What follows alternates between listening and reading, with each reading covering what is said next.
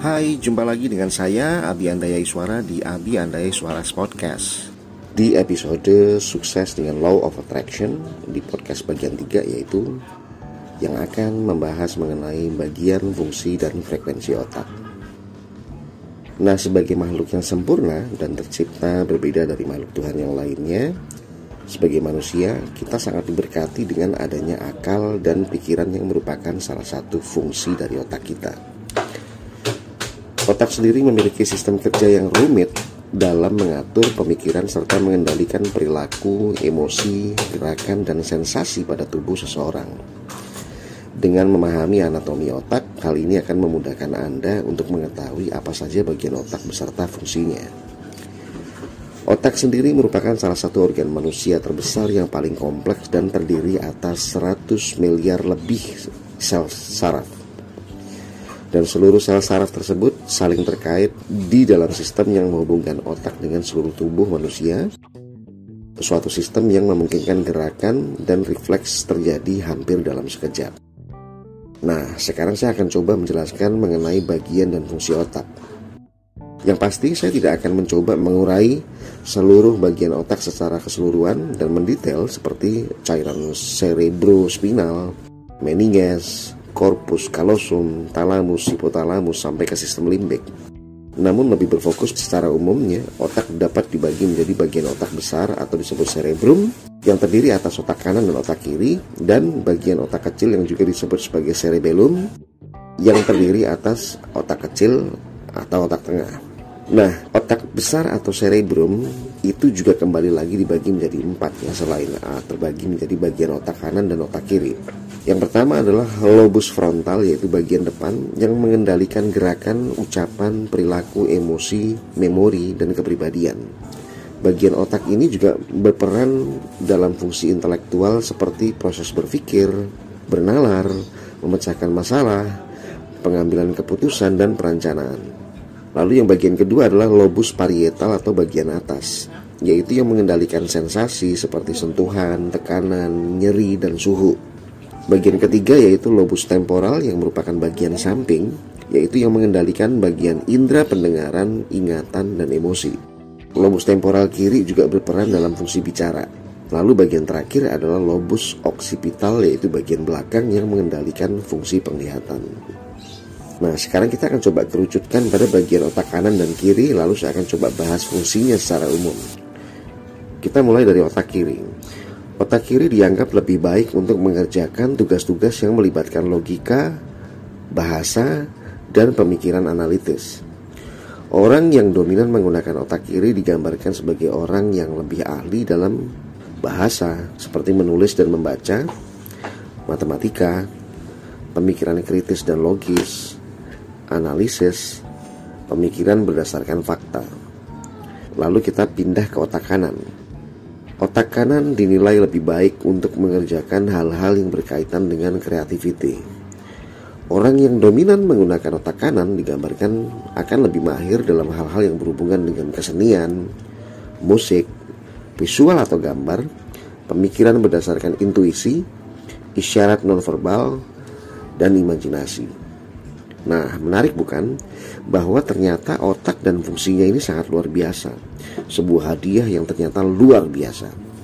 Sekarang saya akan mencoba menjelaskan bagaimana sih sebenarnya otak bekerja sehingga bisa menjalankan semua fungsi yang tadi saya sebutkan, termasuk mengurus detak jantung, gerak peristaltik, serta sistem metabolisme atau pencernaan tubuh lainnya yang ada di dalam tubuh kita. Nah, gelombang otak adalah pola aktivitas listrik yang terjadi di dalam otak itu sendiri. Dan elemen ini memiliki peran penting dalam fungsi otak, termasuk mengatur emosi, pikiran, perilaku, dan seterusnya. Dalam menjalankan fungsi tersebut, gelombang otak berperan sebagai penyampai pesan. Dia atau gelombang otak tadi menjadi media bagi miliaran sel saraf yang ada pada otak, yaitu neuron ya, untuk berkomunikasi. Dengan komunikasi ini, otak manusia dapat menjalankan fungsinya sebagai sistem saraf pusat.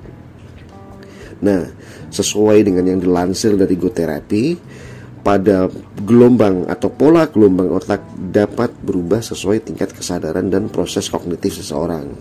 Nah, as an example nih ya, Ketika seseorang merasa lelah atau sedang melamun, gelombang otak yang lebih lambat cenderung dominan. Sementara saat sedang mempelajari sesuatu, pola gelombang otak yang cepat akan berada di atas.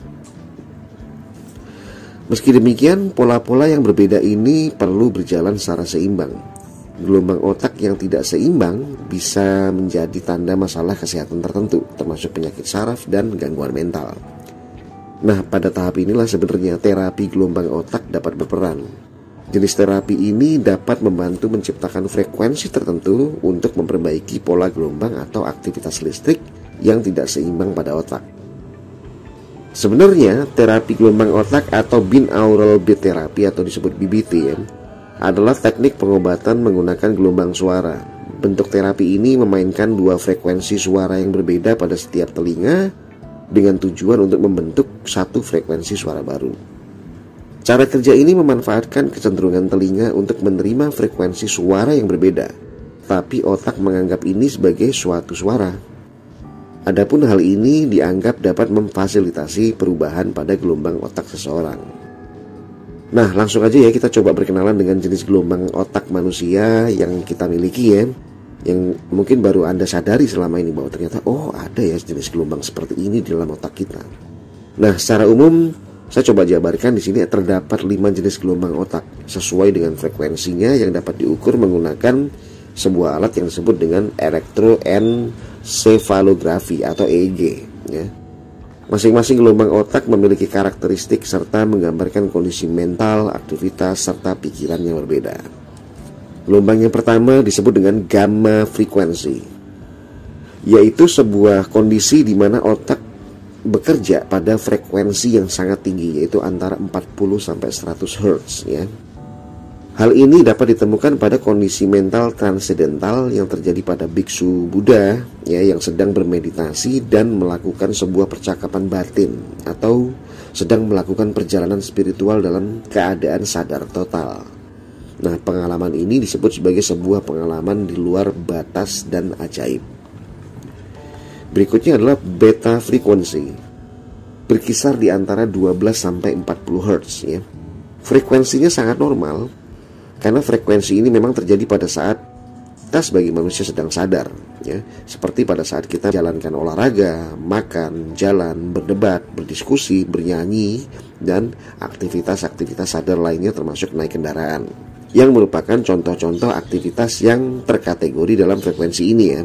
Jadi pada frekuensi beta tingkat konsentrasi dan emosinya stable karena kita dalam kondisi sadar total. Berikutnya masuk ke gelombang alpha frekuensi, yaitu di antara 8 sampai 12 Hz, di mana merupakan kondisi lebih rileks yang biasanya dapat dijumpai ketika seseorang dalam kondisi melamun atau kondisi baru bangun tidur dan masih merasa mengantuk dan pikirannya masih menggantung antara mau tidur atau mau sadar ya. Atau juga terjadi pada saat seseorang sedang bermeditasi atau berdoa yang sangat dalam, di mana kondisi rileks lain seperti pada hipnosis standar terjadi. Atau mungkin pada saat mendengarkan musik atau ketika melihat televisi, yang dimana kondisi seseorang ketika melihat satu adegan di televisi bisa ikut bersemangat, bisa ikut merasakan sedih, bahkan terharu. Atau mungkin pada saat mengikuti sesi motivasi tiba-tiba dia bisa bersemangat. Sedangkan ketika dia nonton sebuah sinetron mungkin yang menyedihkan, lalu tiba-tiba dia bisa ikut nangis ya, atau terharu. Berikutnya adalah theta frekuensi, yang merupakan kondisi yang sangat dalam, yaitu berada pada pita frekuensi 3 sampai 8 Hz. Pada kondisi ini dominan terjadi pada saat kondisi rapid eye movement atau REM ya, kondisi di mana pergerakan mata terjadi pada saat seseorang sedang tidur. Jadi let's say kalau Anda sedang melihat seseorang atau memperhatikan seseorang yang sedang tidur, lalu Anda memperhatikan kondisi matanya yang tertutup itu bergerak-gerak. Nah, itu sebenarnya si doi ini sedang ngalamin ngimpi ya dalam tidur dia. Atau bisa jadi ini adalah kondisi meditasi atau zikir atau bertapa yang sangat dalam ya, atau deep hypnosis. Kondisi ini sangat unik karena kreativitas otak justru meningkat dan daya terima atau suggestible-nya otak ini menjadi suggestible atau lebih menerima sugesti. Dan ini jauh lebih tinggi daripada ketika kita dalam kondisi sadar, dimana kalau kita terima inputan kita bisa marah, kita bisa emosi, kita bisa nggak terima, lebih baper dan lain sebagainya. Nah, kemampuan bervisualisasi dan menciptakan audio yang sangat tinggi juga terjadi dalam kondisi ini. Dan uniknya pada kondisi inilah sering digunakan oleh para terapis, ya, terutama hipnoterapis, ya, sebagai kondisi problem solving, yakni di mana semua jenis problem seolah dapat terselesaikan dalam kaitannya dengan hal-hal yang sifatnya psikologi atau mental attitude, ya. The last one is delta frequency. Ada yang mengatakan bahwa kondisi delta ini merupakan frekuensi yang sudah memasuki 0 Hz atau 0 Hz, ya.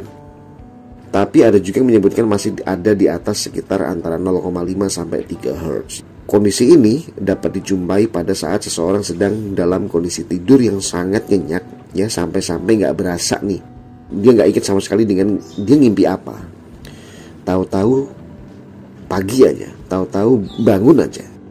Dan sebagian besar ahli menyatakan bahwa kondisi ini merupakan kondisi tidur atau kondisi mati, di mana tidak terjadi reaksi apapun karena kesadaran hilang secara total.